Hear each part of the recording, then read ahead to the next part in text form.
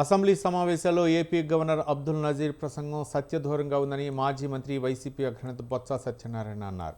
Governor ప్రసంగాల్లో clarity లేదన్నారు. గత ప్రభుత్వం చేసిన విధ్వంసం అంటూ గవర్నర్ ప్రసంగించడం కరెక్ట్ కాదని చెప్పారు. కూటమి ప్రభుత్వం అధికారంలోకి వచ్చిన తర్వాత 21 యూనివర్సిటీ వీసీల్లో 19 మందిని రాజీనామా చేయించారని అన్నారు. కూటమి ప్రభుత్వం బలవంతంగా వీసీలను రాజీనామా చేయించిందని మండిపడ్డారు. వీసీల రాజీనామాపై విచారణ జరిపించాలని బొత్స సత్యనారాయణ డిమాండ్ చేశారు. నిర్ణయమే కరెక్టు, ఇది ఏపీ తీసుకున్న నిర్ణయమే కరెక్టు, దీని ప్రకారం మీరు వెళ్ళాలి ఏదో అని చెప్పచ్చు, తప్పు కాదు. కానీ అసలు దృష్టి పెట్టడానికే మీకు అవకాశం లేపుతారుగా. సో అది కానీ ఏదైనా సరే బ్యాన్ లాజ్ ఇవాళ మేము బాయ్కౌట్ హౌస్ నుంచి మేము వాకౌట్ చేయడం వాకౌట్ చేయడానికి కారణాలు రెండు. ఒకటి, గవర్నర్ గారి ప్రసంగంలో ఒక దశ లేదు ఈ రాష్ట్రానికి.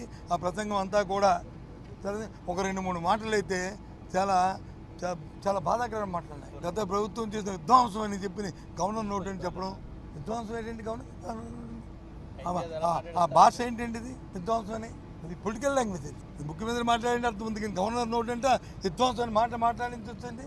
ఆ ధర్మ పోనీ విధ్వంసం పోనీ లేదో బాగుపెడతారు, మహా అద్భుతాలు చేస్తారంటే అద్భుతాల పుస్తకం అద్భుతాలు ఏమున్నాయండి? 2047 కంట ఇప్పుడు సూపర్ 6 కాదు, సూపర్ 10 అంటే.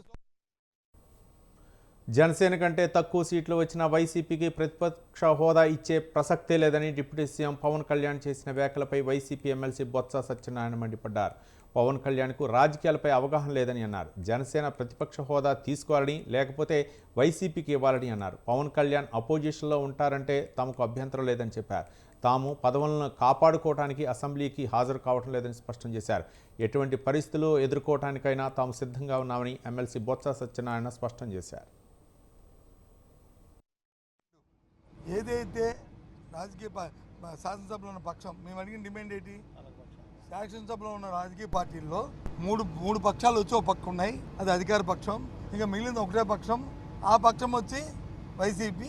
కాబట్టి దానికి ఆ స్టేటస్ ఏమని అడిగాం. లేదు అంతకంటే పవన్ కళ్యాణ్ గారు చెప్పినట్టు, డిప్యూటీ సీఎం గారు చెప్పినట్టు ఆ పార్టీకి ఎక్కువ ఉన్నాయి. ఎస్, ఆయన కానీ తీసుకోమని అపోజిషన్ మాకు అడగడానికి హక్కే లేదు. ఆయన అపోజిషన్ లీడర్, ఆయన ఉంటానంటే మాకు హక్కు ఎక్కడ ఉంది? మేము అడిగితే ఆ అమ్మాయికి అనుకోరండి. ఆయన అపోజిషన్ లీడర్గా ఉంటాం అనుకుంటే అప్పుడు మా పార్టీకి రాదు. ఎందుకంటే మా పార్టీ కంటే వైసీపీ కంటే ఆయనకి ఎక్కువ ఉన్నాయి, 21. సరే, జనవరిలో ఓట్ల ప్రకారం ఉంటుంది, ఇక్కడ వచ్చి సీట్ల ప్రకారం ఉంటుంది. మన డెమోక్రసీలో, మన రాజ్యాంగంలో ఉంటుంది. ఇది అందరికీ తెలిసిందే. మాకు 40% ఓటు వచ్చినా, ఆయనకు వచ్చి 6%, 7% ఓటు వచ్చినాయి. సంఖ్య సీట్ల మీద ఉంటుంది తప్ప ఓట్ల మీద ఉండదు, ఓటు శాతం మీద ఉండదు. ఐ అగ్రీ, అబ్బాయి, అందులో రాజీ లేదు. కానీ రెండో పక్షం ఏదైతే ఉంది, రెండో మాట, అది మేము మాకు ఎక్కువ ఉన్నాయి వస్తే మాకు వస్తుంది అనే మాట అర్థం వచ్చేటట్లు